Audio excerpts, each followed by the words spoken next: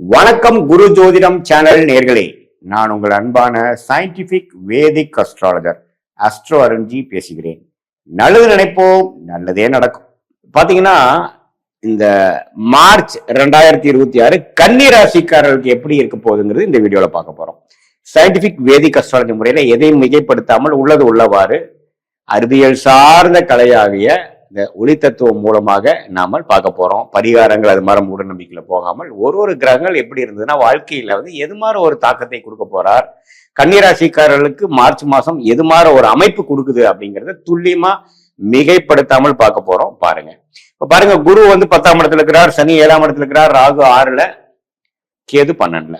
இப்ப கன்னிராசிக்கு 6ஆம் இடத்துல பாத்தீங்கன்னா கிட்டத்தட்ட 4 கிரகங்கள் கன்னிராசிக்கு மிகவும் ஒரு மாதிரியான பலனை, தீய பலனை கொடுக்கக்கூடிய அட்டமாதிபதியாகிய செவ்வாய் 6ஆம் இடத்தில், ராகு 6ஆம் இடத்தில், சூரியன் 6ஆம் இடத்தில், புதன் ராசி அதிபதியாகிய புதன் 6ஆம் இடத்தில்.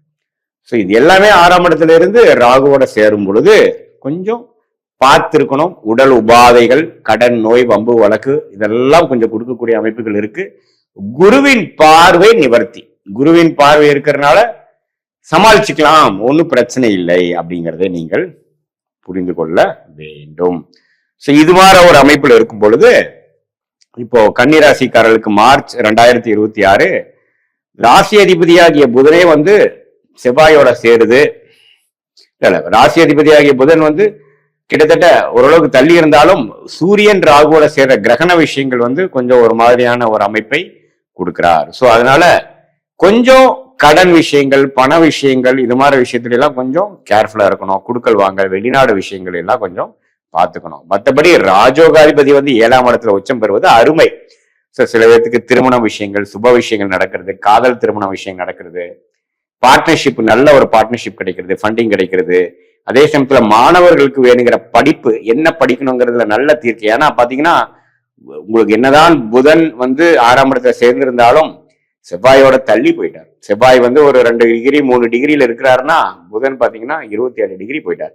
அதனால கன்னிராசிக்காரர்களே பாதிக்காது.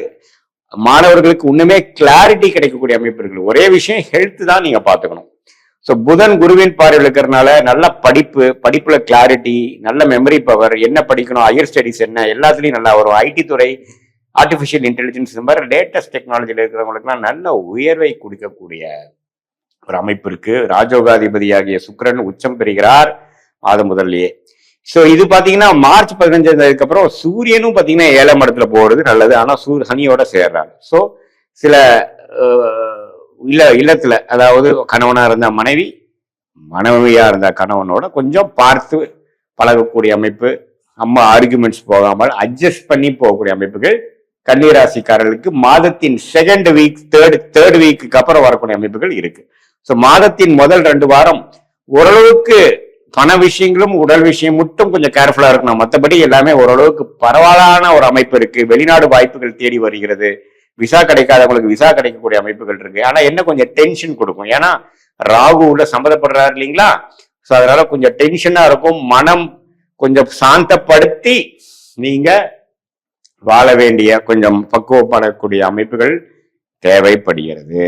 ஸோ இது மாதிரி ஒரு அமைப்பில் இருக்கக்கூடிய கன்னிராசிக்காரர்களுக்கு கொஞ்சம் மார்ச் மாதம் பாத்தீங்கன்னா ஓரளவுக்கு பொறுமையா இருந்து கடந்து வந்துட்டீங்கன்னா அடுத்த வரக்கூடிய அமைப்புகள்லாம் அருமையா இருக்கு.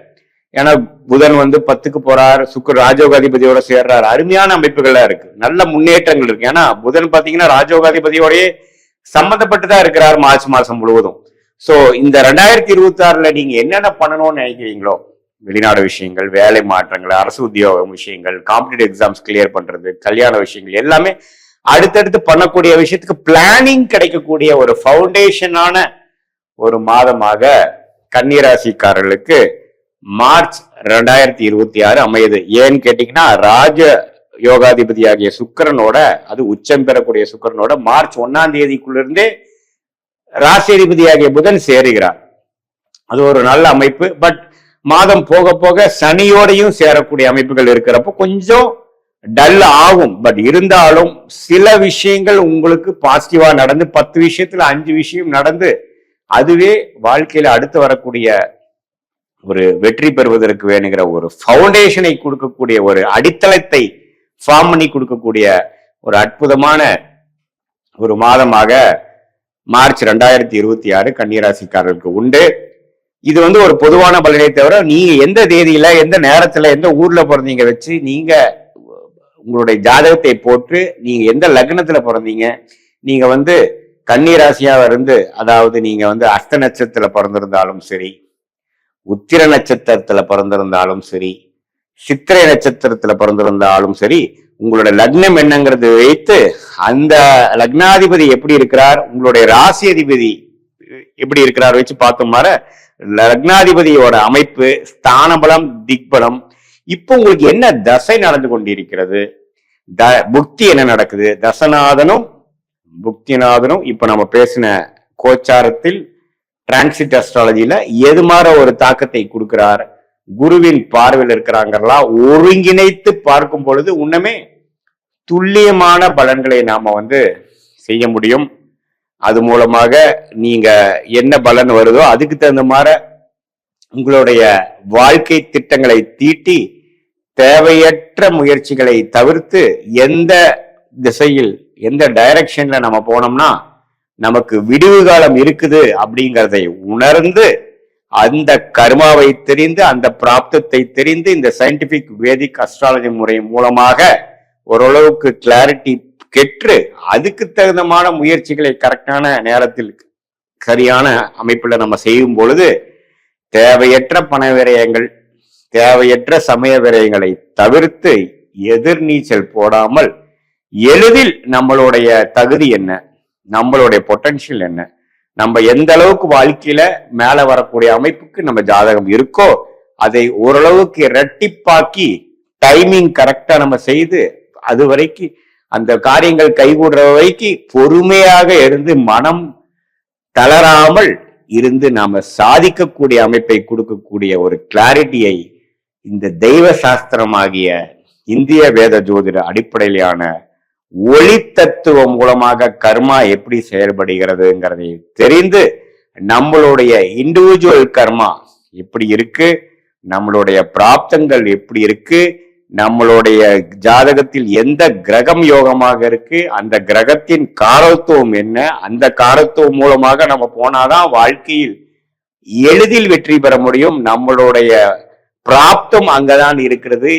எந்த ரிசல்ட் அதிகமா நமக்கு எதுல கிடைக்கும், எந்த மாதிரி துறையில போனோம்னா நமக்கு ஈஸியா எளிதில் வாழ்க்கையில் வெற்றி பெற முடியும், எதிர்நீச்சல் போட வேண்டியதில்லை, எந்த மாதிரி துறை, எது மாதிரி படிப்பு, எது மாதிரி அமைப்பு நமக்கு ஜாதகத்துக்கு செட் ஆகாது அப்படிங்கிற விஷயங்கள்லாம் மிகைப்படுத்தாமல் பொறுமையாக துல்லியமாக நாம் சயின்டிபிக் வேதிக் அஸ்ட்ராலஜி பார்க்கும் பொழுது கண்டிப்பாக வாழ்க்கையில் எளிதில் வெற்றி பெற முடியும் என்று சொல்ல விரும்புகிறேன்.